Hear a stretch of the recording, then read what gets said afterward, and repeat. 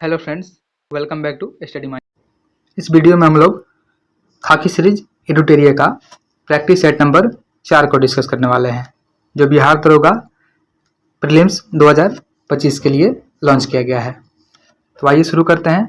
Already हम लोगों ने 3 सेट डिस्कस कर लिया है। ये चौथा सेट है और इसका पहला क्वेश्चन है,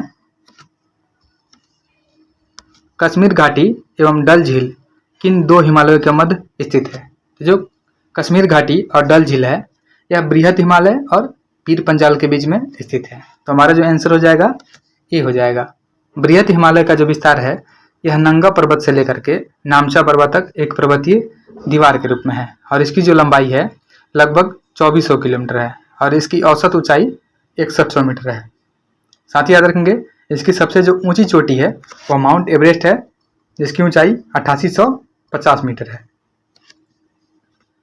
वहीं जास्कर श्रेणी जो है हिमालय की उत्तरी ब्रांच है और यह उत्तर में लद्दाख श्रेणी और दक्षिण में महान हिमालय के बीच में स्थित है। और बृहद हिमालय जो है इसको सर्वोच्च हिमालय या ग्रेटर हिमालय या महान हिमालय, साथ ही इसको हिमाद्री हिमालय भी बोलते हैं। नामचा बरवा पर्वत श्रेणी जो है यह तिब्बत के अंतर्गत आता है। याद रखेंगे, नामचा बरवा जो पर्वत श्रेणी है यह तिब्बत के अंतर्गत आता है। नेक्स्ट है,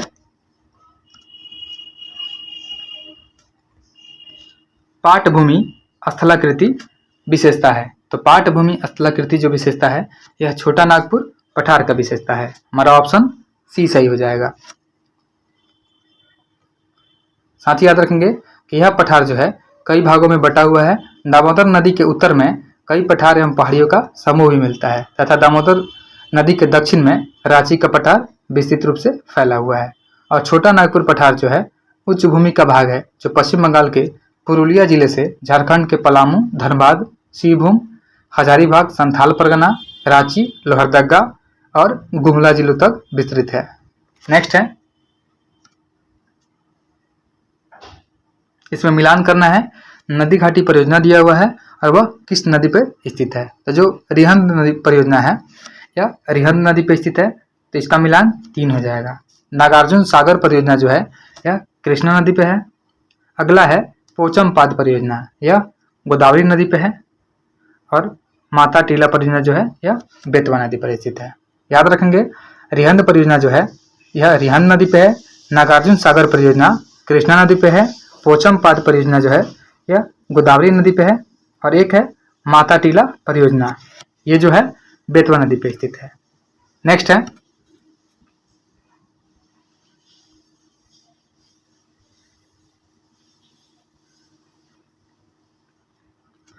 दोमट मिट्टी उसे कहते हैं जिसमें मृतिका, बालू और गाद का अनुपात बराबर होता है। तो हमारा आंसर जो हो जाएगा सी हो जाएगा। भारत में कृषि एवं अनुसंधान केंद्र ने 8 प्रकार की मिट्टियों की पहचान की है। भारत में सबसे ज्यादा क्षेत्रफल में पाई जाने वाली मिट्टी की संख्या 4 है, जिसमें सबसे फेमस है जलोढ़। जो जलोढ़ मिट्टी है यह भारत में 43% है। उसके बाद लाल मिट्टी 18% है। काली मिट्टी जो है उसके बाद 15% है। फिर उसके बाद सबसे कम है लेटराइट मिट्टी, यह है 3.7%। नेक्स्ट है, भारत के किस राज्य में सागौन वन का अधिक संकेंद्रण है। तो भारत के जो है मध्य प्रदेश में सागौन वन का अधिक संकेंद्रण है। ऑप्शन डी सही हो जाएगा। सागौन जो है उष्णकटिबंधीय पतझड़ वन के अंतर्गत आता है और इन वनों के लिए लगभग 70 से 200 सेंटीमीटर वर्षा की आवश्यकता होती है। साथ ही याद रखेंगे कि कर्नाटक के अलावा ये वन हिमालय के गिरिपाद, मध्य प्रदेश, छत्तीसगढ़, कर्नाटक, महाराष्ट्र, तमिलनाडु और पश्चिमी घाट के पूर्वी भाग, उड़ीसा, झारखंड, उत्तर प्रदेश तथा उत्तराखंड में पाए जाते हैं। नेक्स्ट है,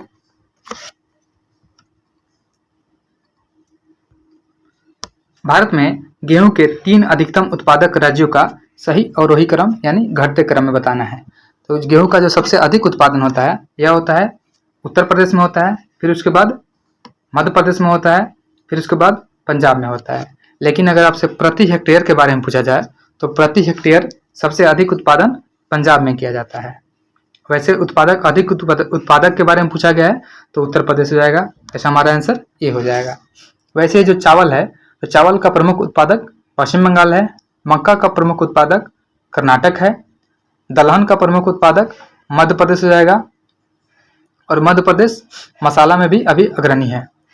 दूध के उत्पादन में उत्तर प्रदेश प्रथम स्थान पे है। वहीं कपास के उत्पादन में गुजरात जो है प्रथम स्थान पे है, और ज्वार के उत्पादन में महाराष्ट्र 1 नंबर पे है, और प्राकृतिक रबड़ के मामले में केरल जो है प्रथम स्थान पे है। और सबसे ज़्यादा जो जूट उगाया जाता है यह पश्चिम बंगाल में उगाया जाता है। साथ ही याद रखेंगे कि मूंगफली का सबसे अधिक प्रोडक्शन जो है यह गुजरात करता है। नेक्स्ट है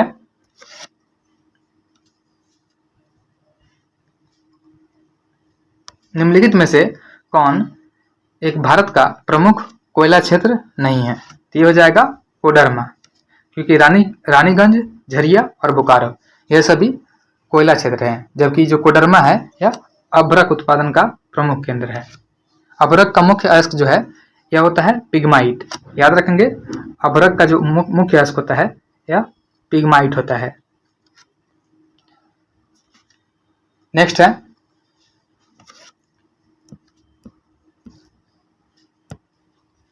भारत में सर्वाधिक नगरीकृत राज्य निम्नलिखित में से कौन सा है?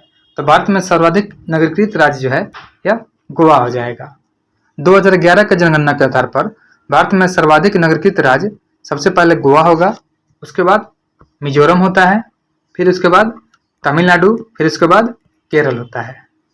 जबकि सर्वाधिक नगरीकृत जनसंख्या की बात करते हैं तो महाराष्ट्र हो जाएगा सर्वाधिक नगरीकृत जनसंख्या के मामले में। नेक्स्ट है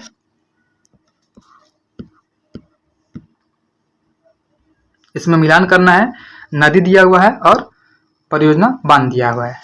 जो कोलोराडो नदी है, तो कोलोराडो नदी जो है यह हूवर बांध इस पे बनाया गया है, तो हमारा इसका मिलान हो जाएगा 4। दामोदर नदी पे पंचेत हिल बांध बनाया गया है, तो इसका हो जाएगा 3। और जो नील नदी है इस पे बनाया गया है आसवान बांध, और जो जाम्बेजी नदी है इस पे बनाया गया है करीबा बांध। याद रखेंगे, कोलोराडो पे है हूवर डैम है, दामोदर पे है पंचेत हिल, नील पे है आसवान बांध है, और जाम्बेजी पे है करीबा। अगला क्वेश्चन है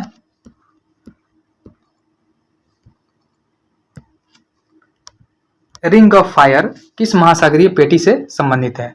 तो जो रिंग ऑफ फायर है यह प्रशांत महासागर में है, यह प्रशांत महासागरीय पेटी से संबंधित हो जाएगा। हमारा आंसर हो जाएगा बी हो जाएगा। और यहाँ भूकंप के लिए 4 प्रमुख दशाएं सुलभ है, जैसे सागर तथा स्थल का मिलान बिंदु, नवीन वलित पर्वतों का क्षेत्र, ज्वालामुखीय क्षेत्र और विनाशी प्लेट सीमा का अभिसरण। नेक्स्ट है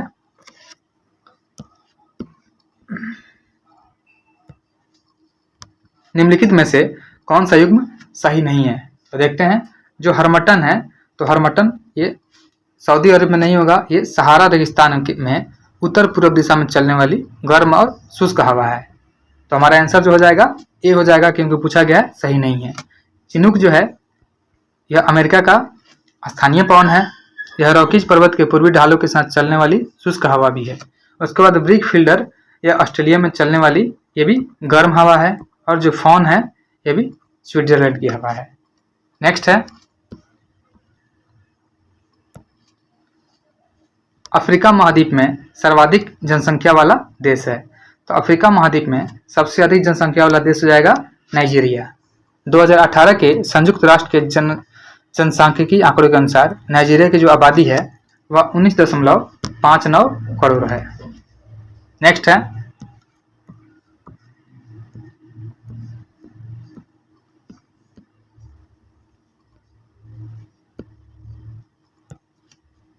एक पारिस्थितिकी तंत्र के भीतर ऊर्जा हस्तांतरण की एक श्रृंखला बनाने वाले जीवों का एक क्रम क्या कहलाता है? तो इसको बोलते हैं खाद्य श्रृंखला। खाद्य श्रृंखला में पारिस्थितिकी तंत्र के विभिन्न जीवों को परस्पर भोज्य निर्भरता को प्रदर्शित करता है, और किसी भी पारिस्थितिकी तंत्र में कोई भी जीव भोजन के लिए सदैव एक दूसरे जीव पर निर्भर रहता है। नेक्स्ट है किसी भी प्राकृतिक प्रदेश को प्रभावित करने वाला सबसे महत्वपूर्ण कारक यह जलवायु होता है। हमारा आंसर बी हो जाएगा। नेक्स्ट है राज्य मंत्रिपरिषद किसके प्रति उत्तरदायी होता है? तो राज्य मंत्रिपरिषद जो होता है यह विधानसभा के प्रति उत्तरदायी होता है। हमारा ऑप्शन सी सही हो जाएगा। वही जो विधानसभा होता है, विधानसभा का जो कार्यकाल होता है 5 वर्ष का होता है, लेकिन विशेष परिस्थिति में राज्यपाल को यह अधिकार होता है कि वह इससे पूर्व उसको विघटित भी कर सकता है। और विधानसभा के 17वां के आदेश जो है यह राज्यपाल के द्वारा ही दिए जाते हैं। साथ ही याद रखेंगे कि विधानसभा में जनसंख्या के आधार पर अनुसूचित जातियों और अनुसूचित जनजातियों के लिए स्थानों का जो आरक्षण दिया गया है यह आर्टिकल 332 में दिया हुआ है। वहीं आर्टिकल 181 में दिया हुआ है, जब कभी अध्यक्ष को उसके पद से हटाने का प्रस्ताव विचाराधीन हो तो उस समय सदन की बैठकों की अध्यक्षता नहीं करेगा।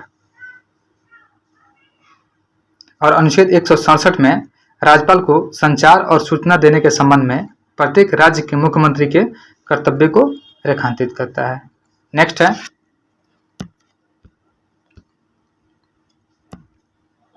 एक व्यक्ति ग्राम पंचायत की सदस्यता के लिए चुनाव लड़ना चाहता है, उसकी उम्र कितनी होनी चाहिए? तो जब कोई व्यक्ति ग्राम पंचायत की सदस्यता के लिए चुनाव लड़ना चाहता है तो उसकी उम्र जो है कम से कम 21 वर्ष या उससे ऊपर होनी चाहिए। हमारा आंसर सी हो जाएगा। साथ ही याद रखेंगे कि लॉर्ड रिपन की 1842 ईस्वी की संकल्प स्थानीय स्वशासन के लिए मैग्ना कार्टा का हैसियत रखता है और रिपन को भारत में स्थानीय स्वशासन का पिता भी कहा जाता है। पंचायती राज का जो शुभारंभ है यह स्वतंत्र भारत में 2 अक्टूबर 1959 ईस्वी को भारत के प्रथम प्रधानमंत्री पंडित जवाहरलाल नेहरू के द्वारा राजस्थान राज्य के नागौर जिले से हुआ था। और 11 अक्टूबर 1959 ईस्वी को पंडित जवाहरलाल नेहरू ने आंध्र प्रदेश राज्य में पंचायती राज का शुभारंभ भी किया था। नेक्स्ट है, बांग्लादेश की स्थापना हुई। तो बांग्लादेश की जो स्थापना हुई थी यह 1971 में हुई थी। हमारा आंसर बी हो जाएगा। 1970-71 में शेख मुजीबुर रहमान के नेतृत्व में बांग्लादेश की स्वायत्तता का आंदोलन प्रारंभ हो गया था और पूर्वी पाकिस्तान अर्थात बांग्लादेश की जनता पूर्णतया मुजीबुर रहमान के साथ थी। 2 दिसंबर 1971 को पाकिस्तानी वायुयानों ने भारत के हवाई अड्डों पर भीषण बमबारी आरंभ कर दिया और 4 दिसंबर 1971 को भारतीय सेना ने जवाबी कार्रवाई आरंभ कर दी और पाकिस्तान की लगभग 6000 वर्ग मील भूमि पर अधिकार कर लिया। और अंततः 16 दिसंबर 1971 को ढाका में एक सैनिक समारोह में पंजाब के जो जनरल थे नियाजी ने भारत के लेफ्टिनेंट जनरल जगजीत सिंह अरोरा के सम्मुख आत्मसमर्पण कर दिया और इस प्रकार 16 दिसंबर 1971 को स्वतंत्र बांग्लादेश का उदय हुआ। उस समय भारत के प्रधानमंत्री इंदिरा गांधी थी और 16 दिसंबर को विजय दिवस के रूप में मनाया जाता है। नेक्स्ट है,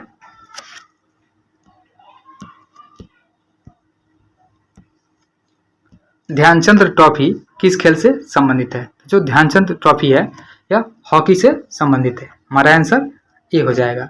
ध्यानचंद को हॉकी के जादूगर के रूप में जाना जाता है और हॉकी से संबंधित ट्रॉफियां हैं जैसे रंगा स्वामी कप है, आगा खा कप है, Beighton cup, Wellington cup, Indira Gandhi gold cup, Nehru trophy, Murugappa gold cup, ये सभी हॉकी से संबंधित है। वहीं फुटबॉल से संबंधित है DCM trophy, VC Roy trophy, Durand cup, Rovers cup, उसके बाद है संतोष ट्रॉफी, मर्डेका कप और एक होता है सुब्रतो कप।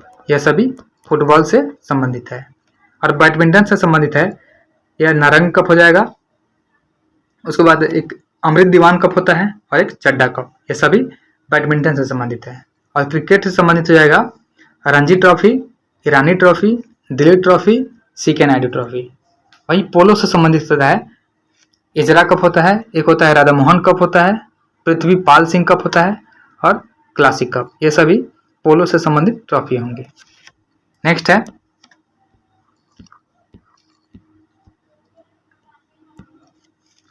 सूरसागर क्या है? तो सूरसागर जो है यह सूरदास की काव्य रचना है। हमारा ऑप्शन बी सही होगा। सूरदास ने 16वीं शताब्दी के एक प्रमुख कवि थे। इन्होंने अपनी भक्ति रचनाओं के लिए जाने जाते थे जो मुख्य रूप से कृष्ण पर केंद्रित थी। और सूरसागर इसका अर्थ होता है सूर का सागर, यानी सूरदास को जिम्मेदार ठहराए जाने वाली कविताओं का एक बड़ा संग्रह है। नेक्स्ट है,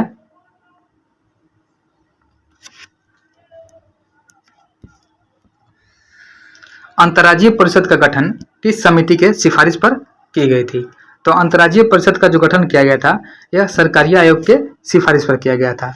1983 में आया था सरकारी आयोग इसके सिफारिश को मानते हुए बीपी सिंह के नेतृत्व वाली जनता दल की सरकार थी 1990 में इसका गठन किया गया। और अंतर्राज्यीय परिषद का जो गठन है यह अनुच्छेद 263 के अकॉर्डिंग राष्ट्रपति के द्वारा किया जाता है। और इसका जो उद्देश्य होता है केंद्र राज्य के बीच सकारात्मक संबंध स्थापित करना होता है। और जो अंतर्राज्यीय परिषद के अध्यक्ष होते हैं या प्रधानमंत्री होते हैं। साथ ही याद रखेंगे एक के संथानम समिति है। तो जो संथानम समिति है यह भ्रष्टाचार विरोधी संबंधी समिति है, यानी भ्रष्टाचार विरोधी समिति का गठन यह 1962 में इसका गठन किया गया था। और इस समिति की अनुशंसा पर ही सीबीसी यानी केंद्रीय सतर्कता आयोग का गठन किया गया था।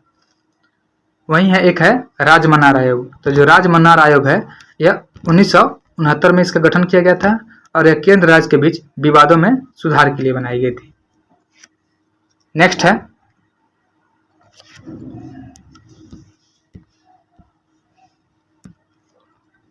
भारत का राष्ट्रीय जलीय जीव कौन है। तो भारत का राष्ट्रीय जलीय जीव जो है यह गंगा का डॉल्फिन हो जाएगा। ऑप्शन सी सही होगा। साथ ही याद रखेंगे जो डॉल्फिन का साइंटिफिक नेम है उसको बोलते हैं प्लाटानिस्टा गैंगेटिक। डॉल्फिन को बोलते हैं प्लाटानिस्टा गैंगेटिक।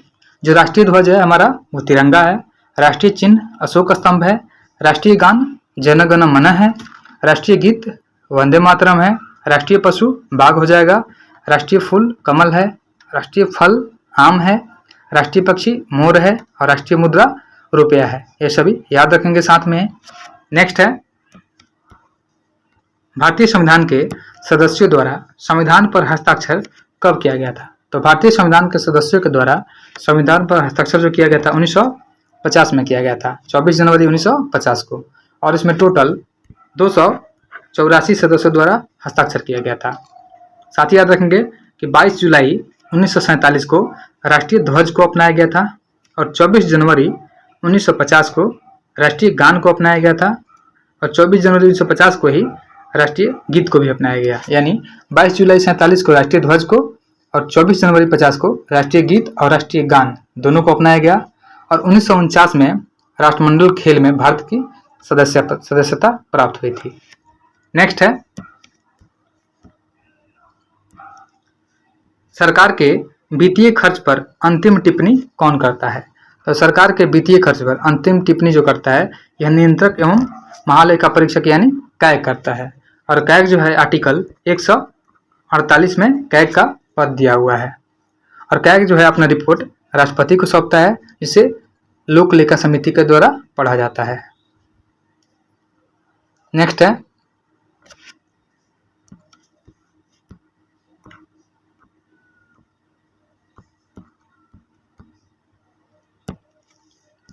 भारत के नियंत्रक एवं महालेखा परीक्षक को उसके पद से हटाने की प्रक्रिया किसके समान होती है। तो भारत के नियंत्रक एवं महालेखा परीक्षक को अगर उसके पद से हटाना होगा तो उसकी जो प्रक्रिया होती है वह उच्चतम न्यायालय के न्यायाधीशों की हटाने की प्रक्रिया के समान ही होती है। तो हमारा आंसर जो हो जाएगा सी हो जाएगा। संविधान का जो भाग 5 है इसमें अनुच्छेद 148 से 151 तक भारत के नियंत्रक महालेखा परीक्षक से संबंधित उपबंध है। साथ ही जो राष्ट्रपति जो है यह कैग के प्रतिवेदन को प्रत्येक सदन के पटल पर रखवाते हैं और कैग जो है संसद की लोक लेखा समिति का मित्र भी कहलाता है। नेक्स्ट है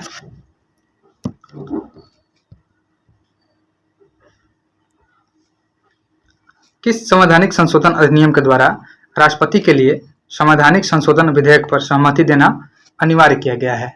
ये हो जाएगा 24वां, यानी 24वां संवैधानिक संशोधन अधिनियम के द्वारा राष्ट्रपति के लिए संवैधानिक संशोधन अधिनियम पर सहमति देना अनिवार्य कर दिया गया और यह 5 नवंबर 1971 में अस्तित्व में आया था।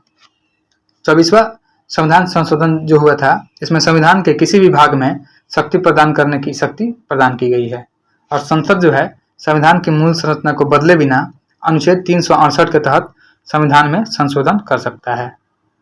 साथ ही हम इम्पोर्टेंट संशोधन भी याद रखेंगे, जैसे 101वां संविधान संशोधन हुआ है तो यह हुआ था जीएसटी लागू करने के लिए हुआ था और यह 2016 में हुआ था।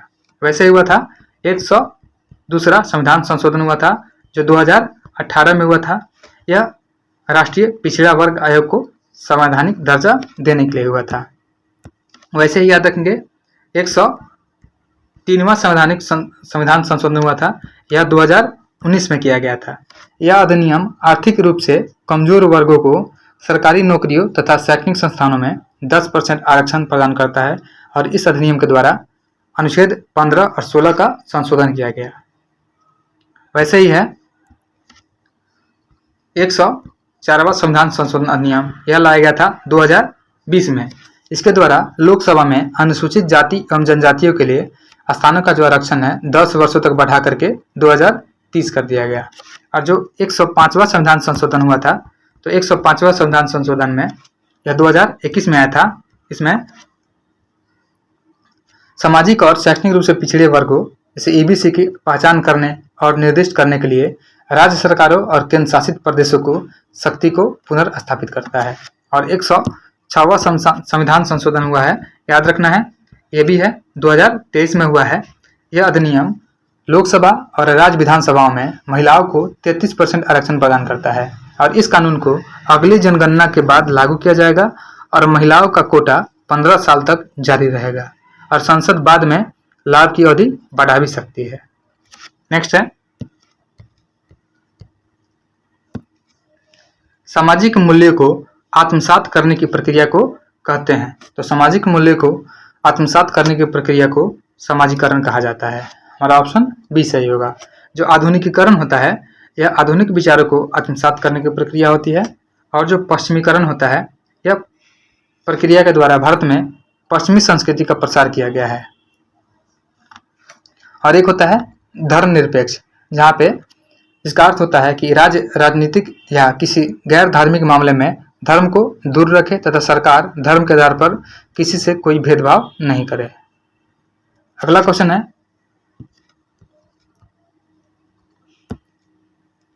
भारत में जल प्रदूषण की रोकथाम और नियंत्रण अधिनियम किस वर्ष पारित किया गया था?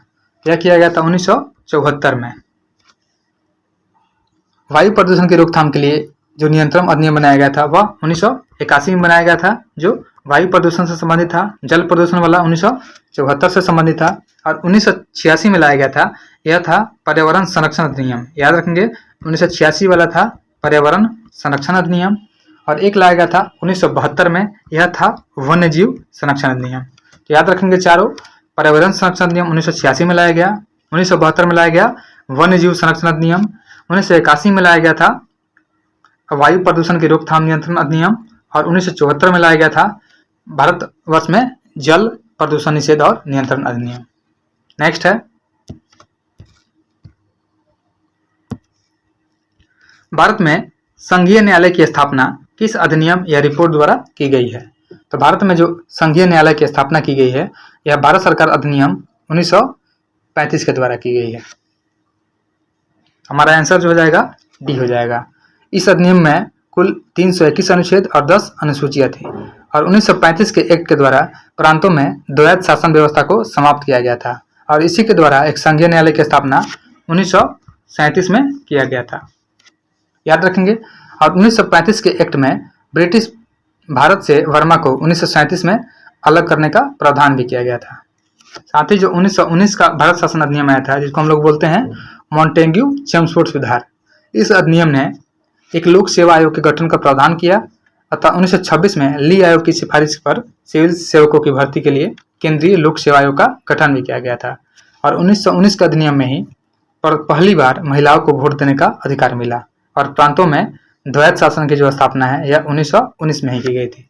वहीं 1909 का जो भारत परिषद अधिनियम आया था इसे मार्ले मिंटो सुधार के नाम से जानते हैं और यह सांप्रदायिक निर्वाचन के जनक के रूप में जाना जाता है। नेक्स्ट है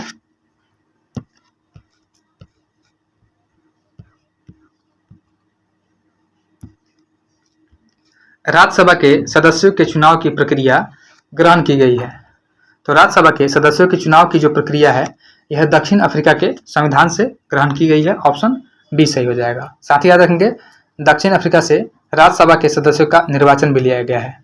वहीं जापान के संविधान से हमें विधि द्वारा स्थापित प्रक्रिया ली गई है और संयुक्त राज्य अमेरिका से लिया गया है प्रस्तावना, मौलिक अधिकार, संविधान की सर्वोच्चता, न्यायपालिका की सर्वोच्चता, न्यायिक पुनरावलोकन और राष्ट्रपति एवं इस पर महाभियोग। और साथ ही याद रखेंगे आयरलैंड के संविधान से लिया गया है। डीपीएसपी यानी नीति निर्देशक तत्व है, राष्ट्रपति के निर्वाचक मंडल की व्यवस्था और राष्ट्रपति द्वारा राज्यसभा में जो साहित्य, कला, साहित्य, विज्ञान और समाज सेवा क्षेत्र से जो ख्याति प्राप्त व्यक्तियों का मनोनयन होता है, यह आयरलैंड से ही लिया गया है। नेक्स्ट है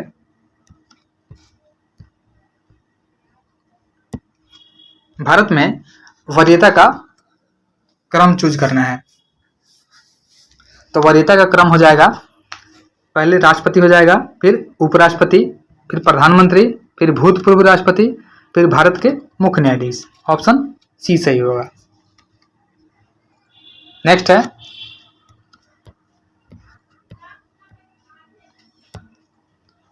संसद में प्रथम लोकपाल बिल पेश किया गया था। तो संसद में जो प्रथम लोकपाल बिल पेश किया गया था यह 1968 ईस्वी में पेश किया गया था। पहली बार 1966 में मोरारजी देसाई की अध्यक्षता वाले प्रशासनिक सुधार आयोग था, जो बाद में के हनुमथैया अध्यक्ष ने लोकपाल की गठन की अनुशंसा की थी। और सर्वप्रथम लोकायुक्त का जो गठन है यह 1971 में किया गया था महाराष्ट्र में। और पिनाकी चंद्र घोष जो थे देश के पहले लोकपाल के तौर पर नियुक्त हुए थे। और वर्तमान में अभी लोकपाल जो है न्यायमूर्ति अजय मणिकराव खानविलकर हैं। याद रखेंगे, वर्तमान में अभी जो लोकपाल है न्यायमूर्ति अजय मणिकराव खानविलकर हैं। नेक्स्ट है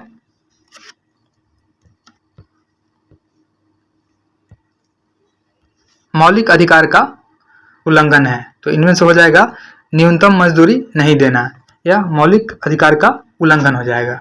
people's union for democratic rights बनाम भारत संघ मामला 1882 में उच्चतम न्यायालय ने कहा कि कर्मकारों को न्यूनतम मजदूरी का भुगतान न करना उन्हें मूलभूत मानवीय गरिमा के साथ जीवित रहने के अधिकार से वंचित करने के तुल्य है, और यह अनुच्छेद 21 का उल्लंघन है। इसलिए हमारा आंसर बी सही हो जाएगा। नेक्स्ट है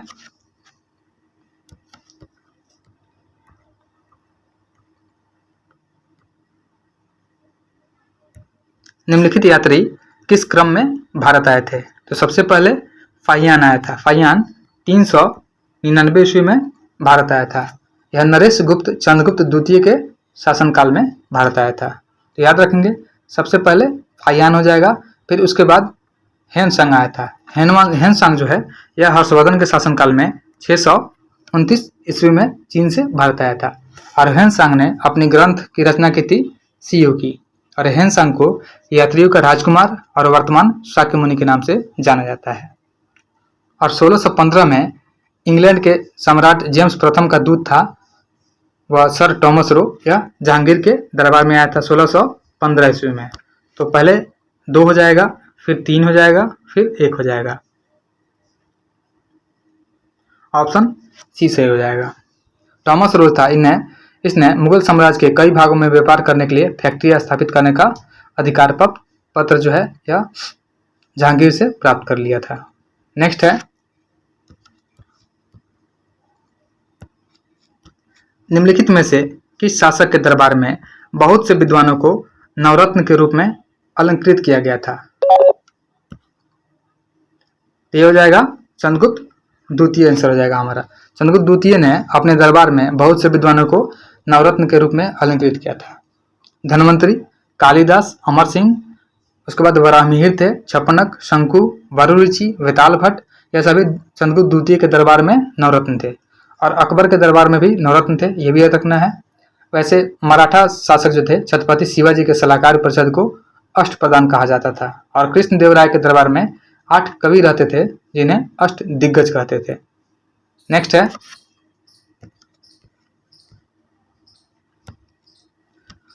बोस्टन टी पार्टी इतिहास की एक महत्वपूर्ण घटना किससे संबंधित है। तो जो बोस्टन टी पार्टी है यह अमेरिका के स्वतंत्रता संग्राम से संबंधित है।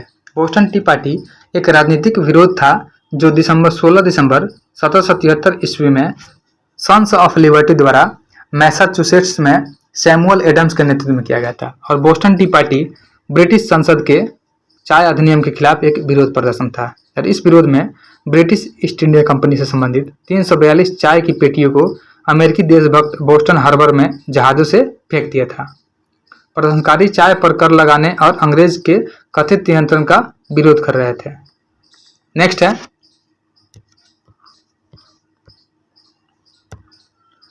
बौद्ध धर्म में महाभिनिष्क्रमण किसे कहा जाता है?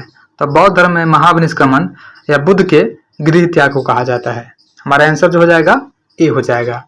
वहीं भगवान बुद्ध के ज्ञान प्राप्ति को बोधिसत्व की प्राप्ति कहा गया है और भगवान बुद्ध के प्रथम उपदेश को धर्मचक्र प्रवर्तन कहा गया है। साथ ही याद रखेंगे कि भगवान बुद्ध की जब मृत्यु हुई इसको महापरिनिर्वाण बोलते हैं और 29 वर्ष की आयु में बुद्ध ने महाभिनिष्क्रमण यानी गृह त्याग किया था। वहीं 35 वर्ष की आयु में बुद्ध को संबोधि की प्राप्ति हुई थी यानी ज्ञान की प्राप्ति हुई थी और 80 वर्ष की आयु में भगवान बुद्ध का महापरिनिर्वाण हुआ था यानी मृत्यु हुआ था। नेक्स्ट है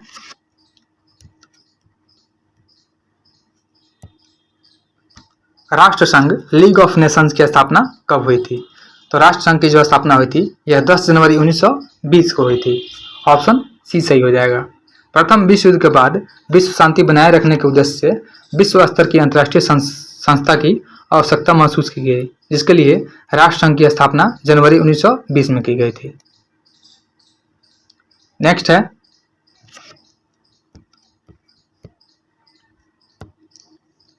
मोहनजोदड़ो से प्राप्त नर्तकी की मूर्ति किस धातु से बनी थी? तो मोहनजोदड़ो से जो प्राप्त नर्तकी की मूर्ति थी यह कांसे की बनी हुई थी। हमारा जो ऑप्शन है सी सही होगा। और मोहनजोदड़ो जो है यह सिंधु सभ्यता का एक स्थल है। मोहनजोदड़ो से प्राप्त जो नर्तकी की मूर्ति की ऊंचाई थी वह 10.5 सेंटीमीटर थी।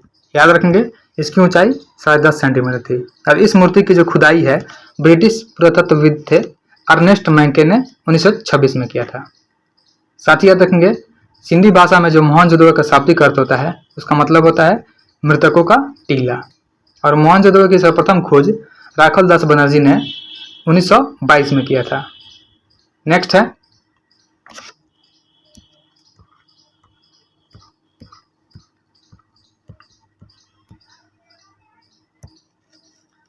संत कबीर के गुरु कौन थे? तो संत कबीर के जो गुरु थे वह रामानंद थे। रामानंद को उत्तर भारत में भक्ति आंदोलन का जनक माना गया है। रामानंद ने राम नाम को लोकप्रिय बनाया और कबीर जो थे यह प्रथम संत हैं जो गृहस्थ जीवन में रहकर मोक्ष प्राप्त किया था। कबीर निर्गुण संत थे और कबीर हिंदू मुस्लिम एकता के प्रबल समर्थक थे। साथ ही याद रखेंगे कबीर सिकंदर लोदी के समकालीन भी थे और कबीर की जो शिक्षाएं हैं यह बीजक में संग्रहित है। नेक्स्ट है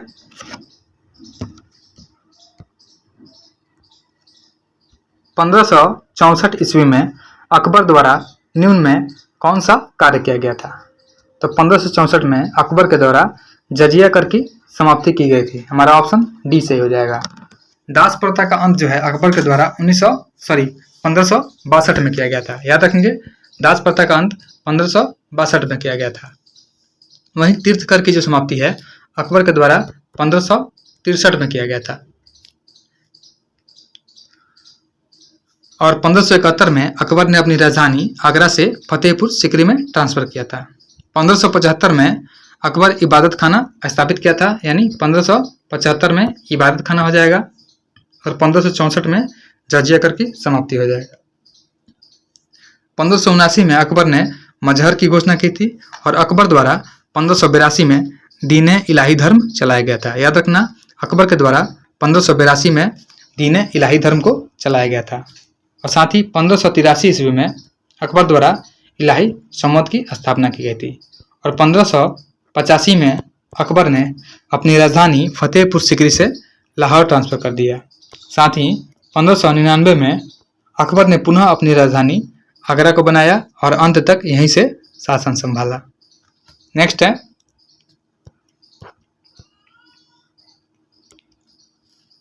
विजयनगर साम्राज्य के इतिहास जानने के लिए निम्न में से किस पुस्तक के स्रोत के रूप में लिया जाता है? तो विजयनगर साम्राज्य के इतिहास जानने के लिए मधुरा विजयम, अ फॉरगॉटन एम्पायर, गुलशन-ए-इब्राहिम यानी इन सबको स्रोत के रूप में लिया जाता है। हमारा ऑप्शन डी सही हो जाएगा। जो मधुरा विजयम है इनको गंगा देवी ने लिखा था। याद रखेंगे मधुरा विजयम को गंगा देवी के द्वारा लिखा गया था। अब फॉरगॉटन एम्पायर के लेखक जो हैं यह रॉबर्ट सेवेल हैं। उसके बाद है गुलशन-ए-इब्राहिमी, यह बहमानी दरबार के एक दरबारी थे फरिश्ता। यह फरिश्ता के द्वारा लिखी हुई पुस्तक है गुलशन-ए-इब्राहिमी। गंगा देवी जो थी यह विजयनगर के राजकुमार कंपन की पत्नी थी और गंगा देवी ने अपनी पुस्तक मधुरा विजय में अपने पति कंपन की वीरता एवं मधुरा पर उसके विजय प्रसंगों का उल्लेख किया है। नेक्स्ट है, झारखंड क्षेत्र में ताना भगत आंदोलन की शुरुआत कब हुई थी? तो झारखंड क्षेत्र में ताना भगत आंदोलन की जो शुरुआत है यह 20वीं शताब्दी के पूर्वार्ध में हुई थी। ताना भगत आंदोलन की जो शुरुआत है यह जतरा भगत के नेतृत्व में 1914 में गुमला से हुई थी और 1914 में आदिवासी समाज में पशु बलि, मांस भक्षण, जीव हत्या, शराब सेवन इत्यादि सभी को छोड़ करके सात्विक जीवन यापन करने का अभियान चलाया गया, जिसे ताना भगत आंदोलन का नाम पड़ा था। साथ ही याद रखेंगे कि 1940 में रामगढ़ अधिवेशन में ताना भगत द्वारा गांधी जी को 400 रुपये उपहार स्वरूप प्रदान किया गया था। नेक्स्ट है,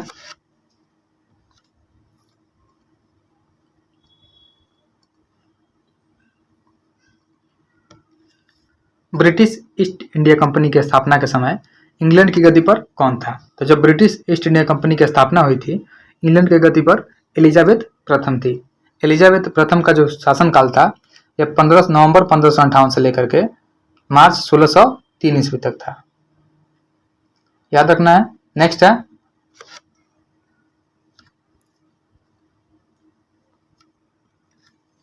भारत में शासन करने वाले दिए गए शासकों का काल क्रमानुसार सही क्रम क्या हो जाएगा? तो सबसे पहले हो जाएगा इल्तुतमिश। इल्तुतमिश का जो शासनकाल था यह 1210 ईस्वी से लेकर के 1236 ईस्वी तक था। तो पहले हो जाएगा इल्तुतमिश। उसके बाद 3 नंबर में हो जाएगा अलाउद्दीन खिलजी। अलाउद्दीन खिलजी का जो शासनकाल था यह 1296 ईस्वी से लेकर के 1316 ईस्वी तक था। उसके बाद शेर शाह सूरी हो जाएगा। इसका शासनकाल यह 1540 ईस्वी से लेकर के 1545 ईस्वी तक हो जाएगा। फिर हो जाएगा अकबर का शासनकाल 1556 से लेकर के 1605 ईस्वी तक हो जाएगा। तो हमारा जो आंसर हो जाएगा ऑप्शन बी सही हो जाएगा। पहले इल्तुतमिश हो जाएगा, फिर अलाउद्दीन खिलजी, फिर शेर शाह सूरी, फिर अकबर हो जाएगा। साथ ही याद रखेंगे कि गुजरात विजय हुआ था 1572-73 में। इसके बाद अकबर ने पहली बार कैम्बे यानी खंबात में समुद्र को देखा और पुर्तगालियों से भी पहली मुलाकात हुई। और शेर शाह सूरी सुल्तान से पहले हजरत आला की उपाधि अपनाई और बाद में सुल्तान की। नेक्स्ट है, भगत सिंह और बटुकेश्वर दत्त ने दिल्ली केंद्रीय विधानसभा में बम फेंके, वे किसका विरोध कर रहे थे? तो वे trade dispute bill and public safety bill का विरोध कर रहे थे। भगत सिंह और बटुकेश्वर दत्त के द्वारा 8 अप्रैल या 1929 को केंद्रीय विधानमंडल में बम फेंका गया था और बम फेंकने का उद्देश्य बाहरी अंग्रेजी सरकार तक अपनी आवाज पहुंचाना था। नेक्स्ट है, साथ ही याद रखेंगे कि जो भगत सिंह और बटुकेश्वर दत्त थे यह हिंदुस्तान सोशलिस्ट रिपब्लिकन एसोसिएशन के सदस्य भी थे और भगत सिंह का जो जन्म है पंजाब के बंगा नामक गांव में हुआ था। नेक्स्ट है,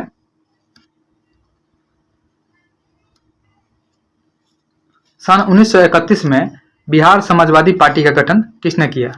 तो 1931 में बिहार समाजवादी पार्टी का जो गठन है यह गंगा शरण सिन्हा, राम वृक्ष बेनीपुरी, रामानंद मिश्र, फूलन प्रसाद वर्मा ने मिलकर किया था। तो सभी ऑप्शन में शामिल हैं, तो उपयुक्त में से सभी ऑप्शन डी सही हो जाएगा। और पार्टी की स्थापना का जो मुख्य उद्देश्य था देश की आर्थिक विकास की प्रक्रिया राज्य द्वारा नियंत्रित हो तथा राजाओं और जमींदारों का उन्मूलन बिना मुआवजे के किया जाए। नेक्स्ट है,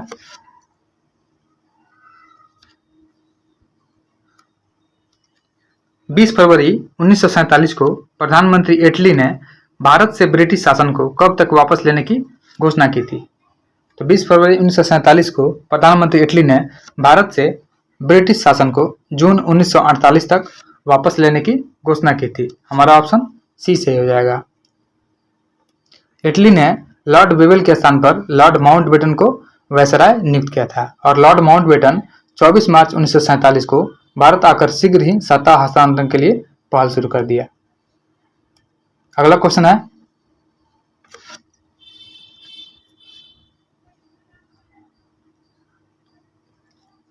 किसने स्वदेशी आंदोलन की प्रेरणा हेतु भारत माता की पेंटिंग बनाई थी? तो भारत माता की पेंटिंग यह अवनींद्रनाथ टैगोर के द्वारा बनाया गया था। और स्वदेशी आंदोलन के समय अवनींद्रनाथ टैगोर ने भारतीय कला पर पाश्चात्य आधिपत्य को तोड़ा तथा मुगलों, स्वदेशी पारंपरिक कलाओं और अजंता की चित्रकला से प्रेरणा लेनी शुरू की।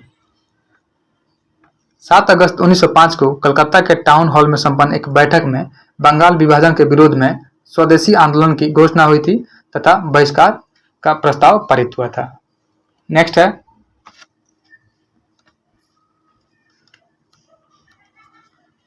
यह किसने कहा कि क्रांतिकारियों का उद्देश्य आतंकवाद नहीं अपितु क्रांति और क्रांति का उद्देश्य भारत में राष्ट्रीय सरकार की स्थापना है? यह स्टेटमेंट सुभाष चंद्र बोस के द्वारा दिया गया था और हिटलर ने सुभाष चंद्र बोस को नेताजी कह के संबोधित किया था, याद रखेंगे।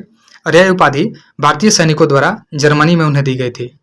और नेताजी सुभाष चंद्र बोस का जो जन्म है यह 23 जनवरी 1897 कटक में हुआ था। साथ ही याद रखेंगे कि सुभाष चंद्र बोस ने दिल्ली चलो तथा तुम मुझे खून दो का नारा दिया था। तुम मुझे खून दो मैं तुम्हें आज़ादी दूंगा का नारा दिया था।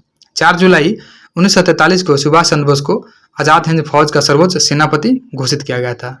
और सुभाष चंद्र बोस 1938 में कांग्रेस के हरिपुरा कांग्रेस अधिवेशन और 1939 में त्रिपुरी में कांग्रेस के वार्षिक अधिवेशन के अध्यक्ष चुने गए थे। और 1939 में उन्होंने फॉरवर्ड ब्लॉक की स्थापना भी की थी। उन्होंने फ्री इंडिया सेंटर की स्थापना बर्लिन जर्मनी में 1942 में की थी। नेक्स्ट है,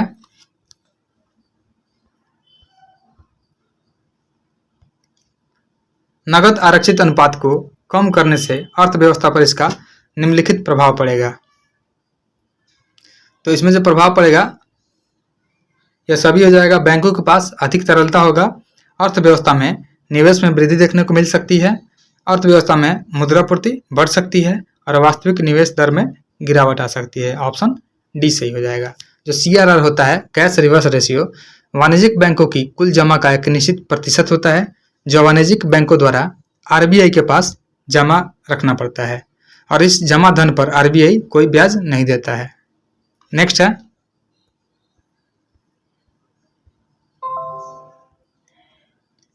निम्न में से कौन बेरोजगारी का प्रभाव नहीं है? तो इसमें जो हो जाएगा प्रति व्यक्ति आय में वृद्धि, यह बेरोजगारी का प्रभाव नहीं है। बेरोजगारी के प्रभाव होते हैं श्रम शक्ति संसाधनों का अपव्यय, आर्थिक अधिभार में वृद्धि, कम आय वृद्धि, कौशल उपयोग में कमी, ये सभी बेरोजगारी के प्रभाव होते हैं। नेक्स्ट है,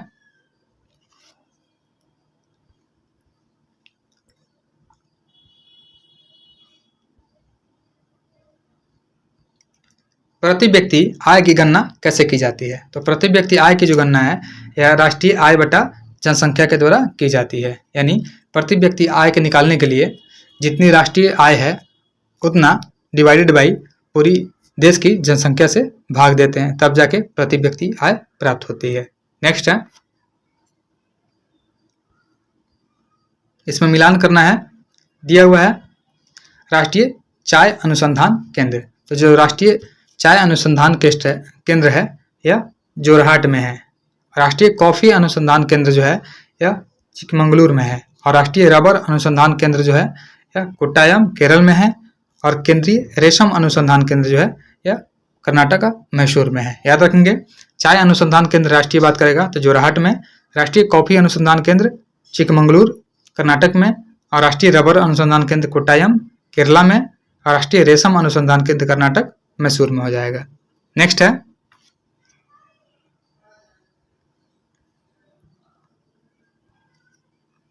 संविधान के किस अनुच्छेद में केंद्र और राज्य के बीच विधायी संबंधों का उल्लेख है? तो यह वर्णन किया गया है अनुच्छेद 245 से लेकर के 255 तक। ऑप्शन ए सही हो जाएगा, जो भाग 11 में उल्लिखित है। नेक्स्ट है, मुद्रा अवमूल्यन का परिणाम होता है। तो मुद्रा अवमूल्यन का परिणाम होता है इसमें निर्यात में वृद्धि हो जाती है और भुगतान संतुलन में सुधार हो जाता है। साथ ही याद रखेंगे, भारत में अभी तक 3 बार मुद्रा का अवमूल्यन हुआ है, 1949 में, 1966 में और 1991 में। नेक्स्ट है,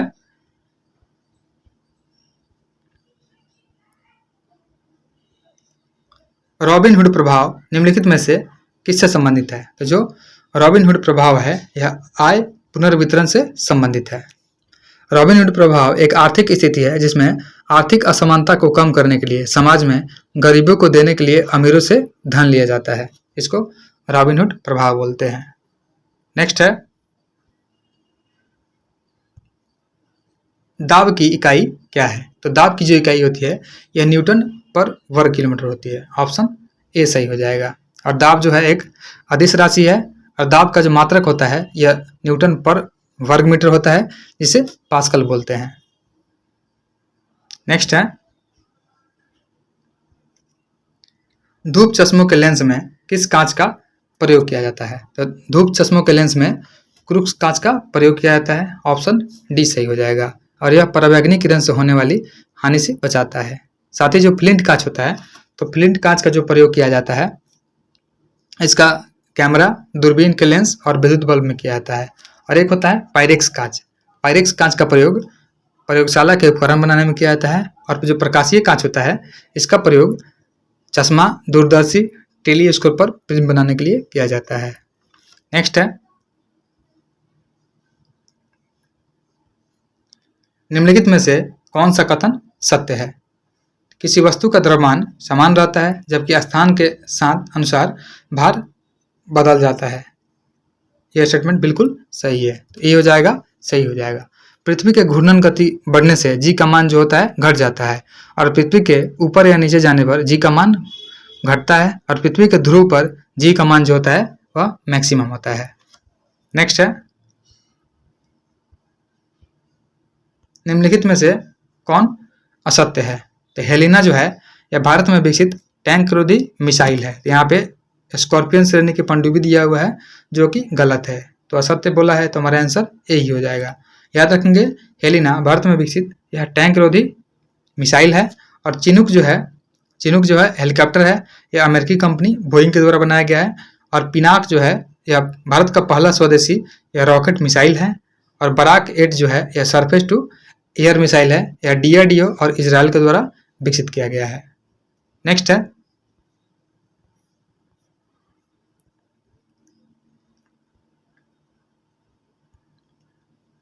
ट्रांसफार्मर प्रयुक्त होते हैं। तो जो ट्रांसफार्मर होते हैं यह एसी वोल्टेज को बढ़ाने या घटाने के लिए प्रयुक्त होते हैं। ऑप्शन हमारा डी सही हो जाएगा। नेक्स्ट है निम्न में से कौन सा विकल्प सही है। देखते हैं एक अर्ग में 10 के पावर -7 जूल होता है, यह सही है। एक इलेक्ट्रॉन वोल्ट जो होता है 1.6 × 10⁻19 जूल होता है, यह भी सही है। और एक कैलोरी में 4.186 जूल होता है, यह भी सही है। ऑप्शन डी हो जाएगा हमारा। इनमें से सभी सही है। नेक्स्ट है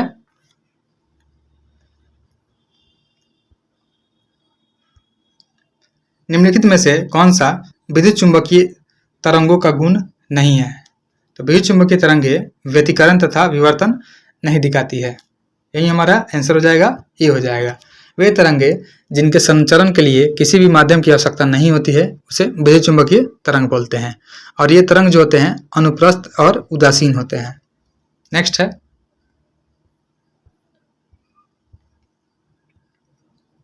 अल्फा, बीटा, गामा को उनकी भेदन शक्तियों के आधार पर अवरोही क्रम में सजाना है।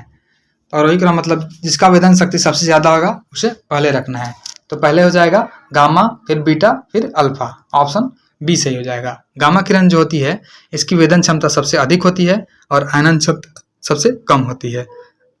और अल्फा किरण की वेदन क्षमता सबसे कम होती है जबकि बीटा किरणों की वेदन क्षमता अल्फा किरणों से अधिक होती है।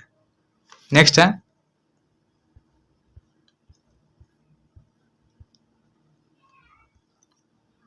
एक वस्तु को एक उत्तल लेंस के अक्ष पर उसके फोकस F1 और प्रकाशीय केंद्र O के बीच स्थित एक बिंदु पर रखा जाता है तो निर्मित जो प्रतिबिंब होगा तो यह आभासी और बड़ा हो जाएगा। ऑप्शन सी सही हो जाएगा।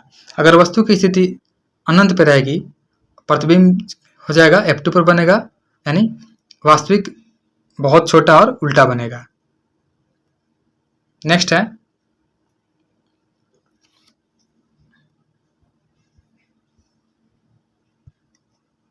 निम्नलिखित में कौन सुमेलित नहीं है। तो सिरका जो है इसमें एसिटिक एसिड पाया जाता है, यह सुमेलित है। उसके बाद है संतरा में फॉर्मिक एसिड पाया जाता है, यह गलत हो जाएगा। जो फॉर्मिक एसिड है यह कार्बनिक यौगिक है और यह लाल चींटी, मधुमक्खी, बिच्छी और बर्डों के डंक में पाया जाता है। इसलिए हमारा आंसर जो हो जाएगा बी हो जाएगा। और जो साइट्रिक एसिड होता है एक दुर्बल कार्बनिक अम्ल है। यह नींबू, संतरे और अन्य खट्टे फलों में साइट्रिक एसिड और इसके लवण पाए जाते हैं। साथ ही टमाटर में ऑक्जेलिक एसिड पाया जाता है और इमली में जो होता है टार्टरिक एसिड पाया जाता है। नेक्स्ट है, निम्नलिखित में से कौन सी घटना प्रकाश संश्लेषण में नहीं होती है? प्रकाश ऊर्जा का रासायनिक ऊर्जा में रूपांतरण प्रकाश संश्लेषण में होता है। कार्बन डाइऑक्साइड का कार्बोहाइड्रेट में अपचयन, यह भी होता है। अगला है कार्बन का कार्बन डाइऑक्साइड में ऑक्सीकरण, यह नहीं होता है। हमारा ऑप्शन जो है सी सही हो जाएगा। नेक्स्ट है,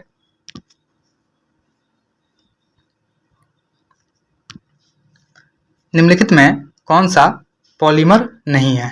तो इसमें जो है कैप्रोलैक्टम या पॉलीमर नहीं है। कैप्रोलैक्टम जो है यह कार्बनिक यौगिक है जिसका फॉर्मूला जो होता है यह CH2 का होल 5 होता है, 5, उसके बाद CONH होता है, याद रखेंगे।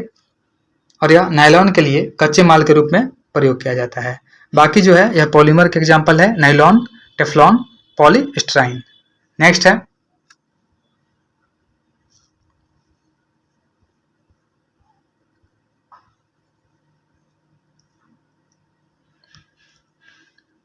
पायरिडॉक्सिन किस विटामिन को कहा जाता है? तो जो पायरिडॉक्सिन बोला जाता है यह विटामिन B6 को बोला जाता है। हमारा ऑप्शन ए सही हो जाएगा। और इसकी कमी से रक्त क्षीणता, चर्म रोग और पेशीय ऐंठन इत्यादि बीमारियां होती है। नेक्स्ट है, निम्नलिखित में से कौन सी कोशिका मानव शरीर की सबसे लंबी कोशिका है? तो यह हो जाएगा तंत्रिका कोशिका।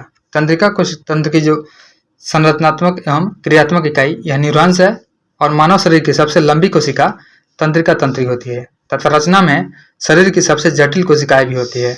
मनुष्य मस्तिष्क तंत्रिका तंत्र का हिस्सा है। नेक्स्ट है, एक वयस्क मानव में सामान्यतः कितने चवर्णक यानी मोलर्स होते हैं? तो यह होते हैं 12 मोलर्स होते हैं।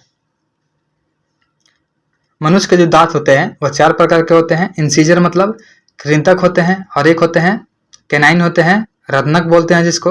उसके बाद एक होता है अग्र चवर्णक प्रीमोलर और उसके बाद एक होता है मोलर। नेक्स्ट है, इसमें मिलान करना है। जनन ग्रंथि दिया हुआ है तो इसे प्रोजेस्टेरोन हो जाएगा मिलान इसका। उसके बाद है पीयूष ग्रंथि, तो यह वृद्धि हार्मोन से निकलता है। अग्नाशय जो है अग्नाशय से इंसुलिन निकलता है। उसके बाद अधिवेग यानी किडनी जो है यहाँ से कार्टिसोल संबंधित हो जाएगा। अगला है,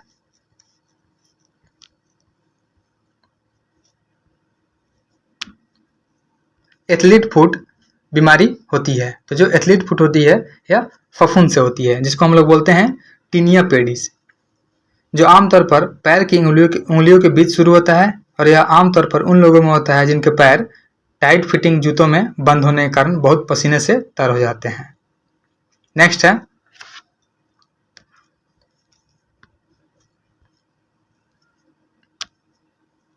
निम्नलिखित में से कौन सा रूपांतरित तना है? तो यहाँ पे आलू जो हो जाएगा यह रूपांतरित तना हो जाएगा। आलू एक अंतःभौमिक रूपांतरित स्तंभ कंद होता है जिसमें भोजन का संचय हो जाता है और इसका प्रयोग जो होता है भोज्य पदार्थ के रूप में किया जाता है। नेक्स्ट है,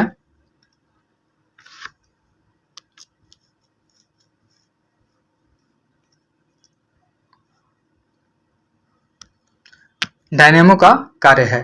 तो डायनेमो का काम होता है यांत्रिक ऊर्जा को विद्युत ऊर्जा में बदलना। साथ ही याद रखेंगे जो मोटर होता है उसका काम होता है विद्युत ऊर्जा को यांत्रिक ऊर्जा में बदलना। उसके बाद जो बल्ब होता है बल्ब का काम होता है विद्युत ऊर्जा को प्रकाश ऊर्जा में बदलना। और जो सेल होता है उसका काम होता है रासायनिक ऊर्जा को विद्युत ऊर्जा में बदलना। साथ ही होता है ट्यूबलाइट, तो ट्यूबलाइट का जो काम होता है विद्युत ऊर्जा को प्रकाश ऊर्जा में बदलना। नेक्स्ट है,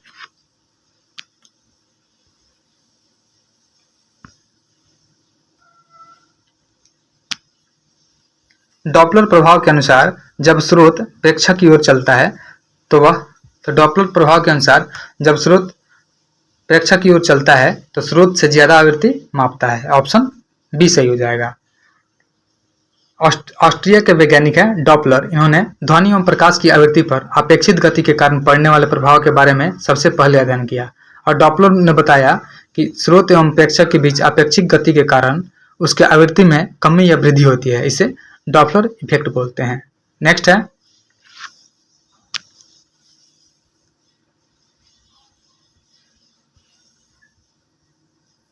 इसमें सही स्टेटमेंट को चूज करना है।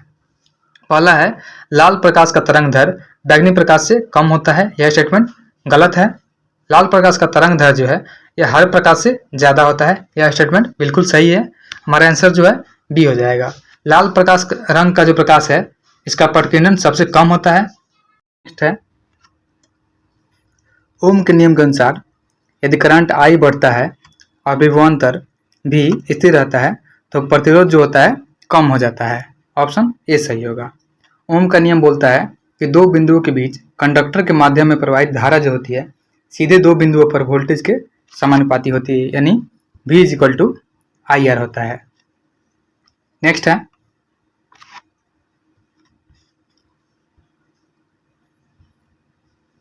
हाल ही में भारत का पहला ऑयल पाम प्रसंस्करण इकाई निम्नलिखित में से किस राज्य में स्थापित की गई है? तो यह अरुणाचल प्रदेश में स्थापित की गई है। प्रधानमंत्री ने हाल ही में अरुणाचल प्रदेश में मिशन पाम ऑयल के अंतर्गत पहला पाम ऑयल संस्करण मिशन का मिल का उद्घाटन किया है। नेक्स्ट है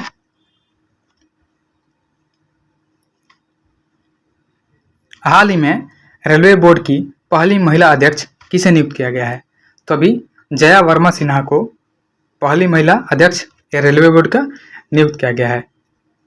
साथ ही याद रखेंगे जो गीता राणा है तो गीता राणा लद्दाख में सेना की पहली महिला अफसर है। आरती सरीन जो है यह पहली महिला महानिदेशक है सशस्त्र बल चिकित्सा सेवा की। और सुप्रीति सीटी जो है यह सियाचिन ग्लेशियर में तैनात वायु रक्षा कोर की पहली महिला है। नेक्स्ट है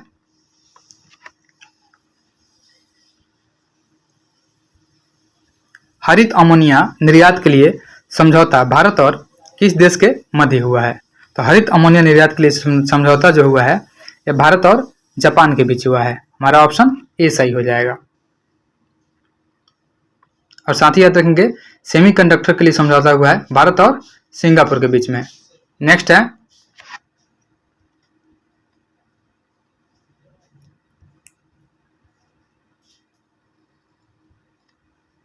2025 में कितने व्यक्तियों को पद्म विभूषण प्रदान किया गया है? तो 2025 में 7 व्यक्तियों को पद्म विभूषण प्रदान किया गया है। कुल 139 व्यक्तियों को पद्म पुरस्कार 2025 से सम्मानित किया जाएगा, जिसमें से 7 व्यक्तियों को पद्म विभूषण, 19 को पद्म भूषण और 113 को पद्म श्री दिया जाएगा, जिसमें 23 महिलाएं शामिल हैं, 10 विदेशी शामिल है और 13 मरणोपरांत व्यक्ति हैं। नेक्स्ट है विश्व एशियाई खेल 2026 का आयोजन किस स्थान पर किया जाएगा? तो विश्व एशियाई खेल 2026 का जो आयोजन है यह नागोया में किया जाएगा। हमारा ऑप्शन ये सही हो जाएगा। और जो 21वां एशियाई खेल होगा 2030 में, इसका आयोजन जो है दोहा में किया जाएगा। याद रखेंगे 21वां का जो आयोजन है यह दोहा कतर में किया जाएगा। वहीं जो 22वां है 2034 में होगा और यह सऊदी अरब में इसका आयोजन किया जाएगा। साथ ही याद रखेंगे जो राष्ट्रमंडल खेल है 23वां 2026 वाला स्कॉटलैंड के ग्लासगो शहर में आयोजित किया जाएगा और इसका आयोजन ऑस्ट्रेलिया में होने वाला था, लेकिन आयोजन करने से मना कर दिया गया। साथ ही हमें ओलंपिक के बारे में याद रखना है कि 34वां ग्रीष्मकालीन ओलंपिक जो होगा 2028 में यह लॉस एंजलिस अमेरिका में होगा और 35वां जो ग्रीष्मकालीन ओलंपिक होगा 2032 में यह ब्रिस्बेन ऑस्ट्रेलिया में होगा। नेक्स्ट है भारतीय ओलंपिक संघ की पहली महिला अध्यक्ष किसे नियुक्त किया गया है? तो भारतीय ओलंपिक संघ की पहले महिला अध्यक्ष जो है यह पीटी उषा बनी है। साथ ही याद रखेंगे जो गीता बत्रा है, गीता बत्रा यह विश्व बैंक के वैश्विक पर्यावरण सुविधा की पहली महिला डायरेक्टर है और ये कंचन देवी जो है भारतीय वानिकी अनुसंधान और शिक्षा परिषद की पहली महिला निदेशक है। और अक्षता कृष्णमूर्ति जो है यह मंगल ग्रह पर रोवर संचालित करने वाली पहली भारतीय महिला है। साथ ही याद रखेंगे कि सुमन कुमारी जो है यह बीएसएफ की पहली महिला स्नाइपर हैं और रश्मि शुक्ला यह महाराष्ट्र पुलिस की प्रथम महिला डीजीपी हैं। वैसे ही हमें याद रखना है एक गीतिका श्रीवास्तव हैं, यह पाकिस्तान में भारतीय उच्च आयोग की पहली महिला प्रमुख हैं। नेक्स्ट है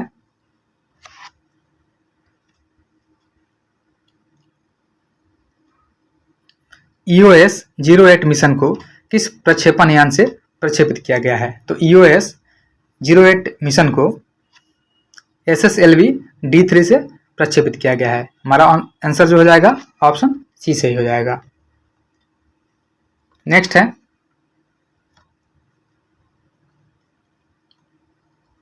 आइडियाज फॉर लाइफ पोर्टल किस मंत्रालय द्वारा शुरू किया गया है? तो आइडियाज फॉर लाइफ जो ये शुरू किया गया है यह केंद्रीय पर्यावरण मंत्रालय के द्वारा शुरू किया गया है। ऑप्शन सी सही हो जाएगा। और इसका जो मुख्य उद्देश्य है छात्र एवं शिक्षकों और शोधकर्ताओं को मिशन लाइफ के क्रियान्वयन में अपने विचारों को साझा करने के लिए प्रेरित करना है। साथ ही याद रखेंगे एक है ई श्रम वन स्टॉप सॉल्यूशन पोर्टल, यह श्रम एवं रोजगार मंत्रालय के द्वारा शुरू किया गया है। और विदेश मंत्रालय के द्वारा ई माइग्रेट V2.0 वेब पोर्टल और मोबाइल ऐप लॉन्च किया गया है। वहीं जो एक निर्माण पोर्टल शुरू किया गया है यह केंद्रीय कोयला मंत्री जो हैं जी किशन रेड्डी के द्वारा शुरू किया गया है। नेक्स्ट है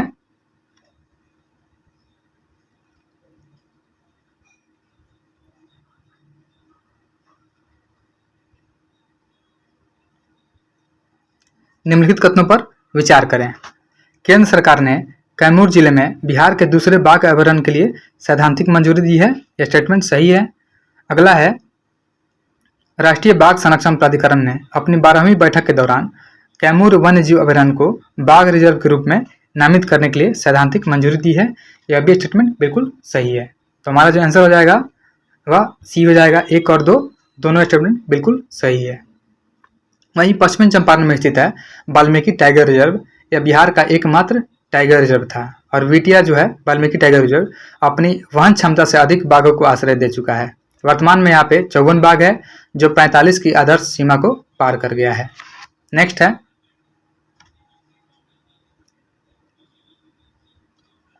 44वां और 45वां आसियान शिखर सम्मेलन 2024 का आयोजन कहाँ किया गया है? तो इसका आयोजन जो है यह वियनतियाने में किया गया है। 11 अक्टूबर 2024 को वियनतियाने लाओस में किया गया है। और इसका जो इस बार का थीम था आसियान कनेक्टिविटी और लचीलापन को बढ़ावा देना था। वहीं साथ में याद रखेंगे जो 46वां और 47वां आसियान शिखर सम्मेलन होगा इसका आयोजन जो होगा यह मलेशिया में होगा। नेक्स्ट है हाल ही में रक्षा मंत्री द्वारा अदिति योजना की शुरुआत की गई है। अदिति का पूर्ण विस्तार क्या है? तो अदिति का फुल फॉर्म हो जाएगा acting development of innovative technologies with iDEX, यह अदिति का फुल फॉर्म हो जाएगा। नेक्स्ट है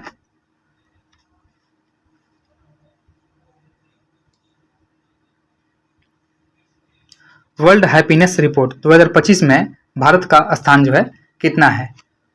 तो वर्ल्ड हैप्पीनेस रिपोर्ट 2025 में भारत का जो स्थान है 118वां है, जबकि 2024 में भारत का स्थान 126वां था। वर्ल्ड हैप्पीनेस रिपोर्ट जो है इसमें शीर्ष देश फिनलैंड है, यह लगातार 8वीं बार टॉप पे आया है। और वर्ल्ड हैप्पीनेस रिपोर्ट जो है यह विश्व सतत विकास समाधान नेटवर्क के द्वारा जारी किया जाता है। अगला क्वेश्चन है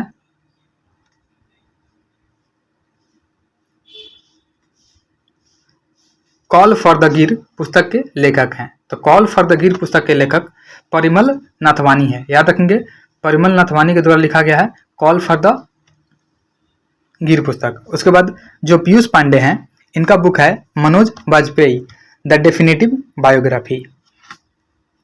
और एक बुक है जो लिखा गया है गोटाबाया राजपक्षे के द्वारा, उनका नाम उस बुक का नाम है द कॉन्स्पिरेसी। याद रखना है द कॉन्स्पिरेसी के जो राइटर हैं यह गोटाबाया राजपक्षे हैं। और मनोरमा मिश्रा के द्वारा लिखा गया है एक बुक संस्कृति के आयाम।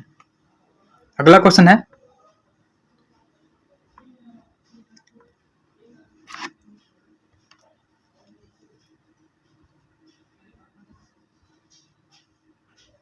सज्जन का विपरीतार्थक शब्द क्या होगा? तो सज्जन का विपरीतार्थक शब्द हो जाएगा या दुर्जन हो जाएगा। नेक्स्ट है निम्नलिखित में से भारतेंदु का सही संधि विच्छेद क्या हो जाएगा?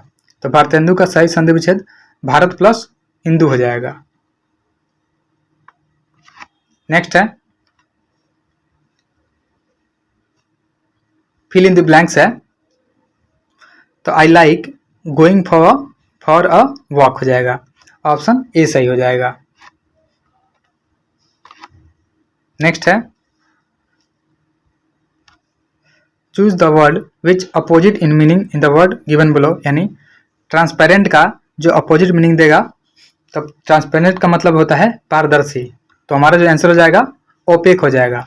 ओपेक का मतलब होता है अस्पष्ट यानी अपारदर्शी होता है। अपोजिट बोला है तो ऑप्शन डी हमारा सही हो जाएगा।